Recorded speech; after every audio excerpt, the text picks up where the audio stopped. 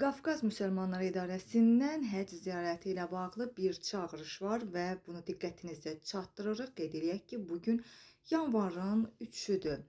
Belə ki, Qafqaz Müsəlmanları İdarəsi həcc ziyarəti ilə bağlı çağırış eləyib. Bu barədə Qafqaz Müsəlmanları İdarəsinin Xarici Əlaqələr Şöbəsinin müdiri, Həcc elektron sistem rəhbəri Vüsal Cahangiri məlumat yayıb. O qeyd eləyib ki, Səudiyyə Ərəbistanı Həcc və Ümrə Nazirliyinin dünyadakı bütün həcc missiyalarına həccə qeydiyyat prosedurlarının erkən bitirilməsini ciddi şəkildə tələb eləyir.